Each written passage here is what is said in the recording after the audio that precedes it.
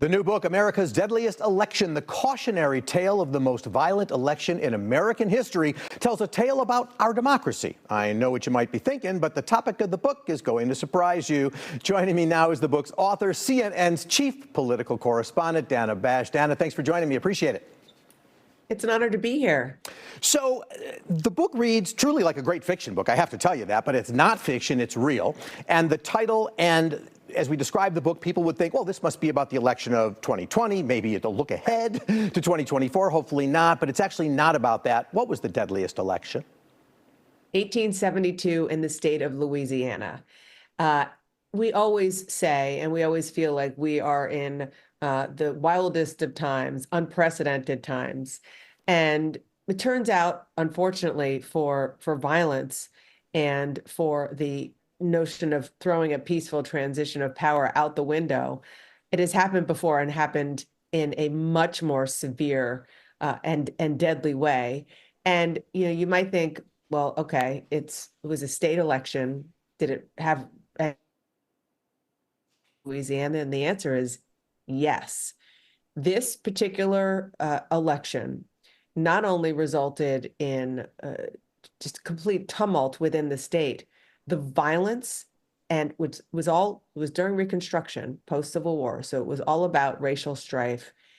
It was there was a massacre that happened called the Colfax Massacre. 150 Black men who were just trying to stand their ground and their right to vote, which they were being disenfranchised from doing. They were murdered, massacred in a really cold-blooded way. The attempt to find justice for those individuals wasn't done on a state level. It was done on a federal level. And they were prosecuted, the murderers were prosecuted as for civil rights violations. It went all the way to the Supreme Court of the United States, which argued in a momentous decision called Cruikshank that the federal government doesn't have jurisdiction on civil rights. It is the states that decide civil rights. That is the time that Jim Crow was ushered in southern states. So the horrible way that Black Americans were mistreated for 100 years in America can be traced to this election in Louisiana in 1872. And that's just one of the unbelievable stories. And there are also parallels, as you kind of suggested, between then and now. Well, I'll give you a few others. I mean, again, if I was just describing the book, you write about a defeated candidate whose supporters would die or kill for him. In one case, you have a district where 101% of eligible voters voted, but all encased within the point that you write, which is that elections are the lifeblood of democracy and the heartbeat of freedom. There is a message underneath this historical story. Absolutely. And that message is that we learned in recent history that we can't take the vote for granted, and we can't take for granted that the guardrails, which aren't very high around our electoral process, will work. And what happened back then is that they were just blown apart. That was one example. Another story that we tell in this book with my terrific co-author, David Fisher, is that the corruption, which was all about trying to keep Black Americans, newly freed Black men, from voting, it didn't get any better. It got worse, and it spread by the time we got to the election of 1876, which was a crucial presidential year. And it was so corrupted and full of fraud that when the Electoral College had to vote, the slates of electors came to Congress, and now we are all very familiar with this process because of January 6, 2021, 4 of the states had to be thrown out. And so there was a discussion then about what the role is of a vice president who is presiding over this. Can the vice president actually put his thumb on the scale and make a decision, or is it ceremonial? That was decided in 1876. It was ceremonial. And, fast forward to January 6, 2021, Donald Trump was trying to convince Mike Pence that he had more power than precedent. that proved he didn't. Yeah, history, well, in fact, Mark Twain once said, history doesn't repeat itself, but it often rhymes. And I kind of wonder whether here, maybe it is repeating itself as we look back. I'm curious, would you have been interested in writing this book if the idea was brought to you back in 2008 or 2012? Or was it our relatively recent current environment that triggered your interest?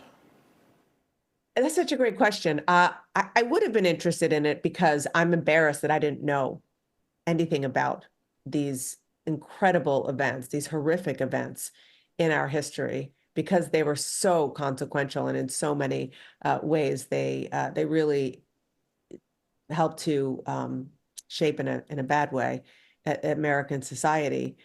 I wish that I had known a lot of this history before I covered the 2020 election, and especially the 2021 debacle and horrific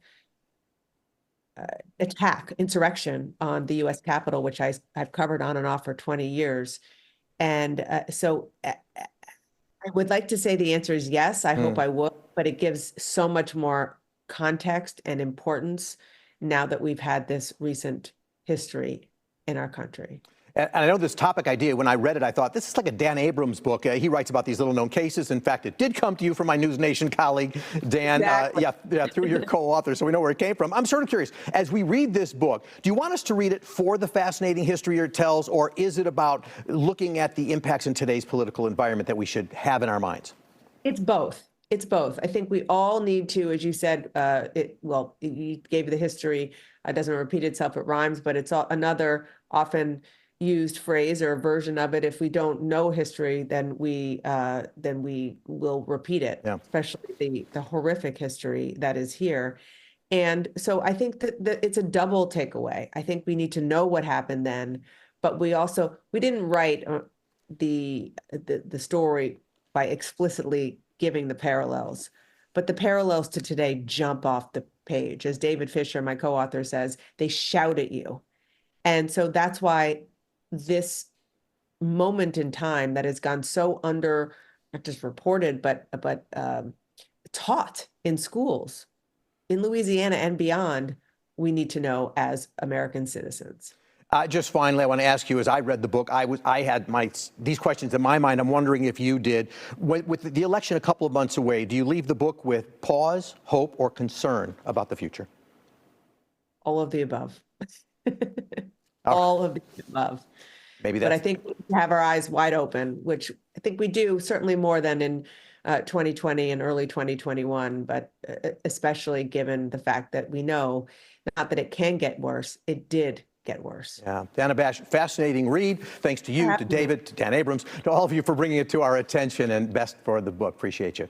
You can get the book. It just came out yesterday wherever books are sold. Check out Dana on social media at Dana Bash, CNN. Thank you, Dana. Thank you. And you can join me every Sunday at 9 a.m. for WGN TV's Political Report. We'll be right back.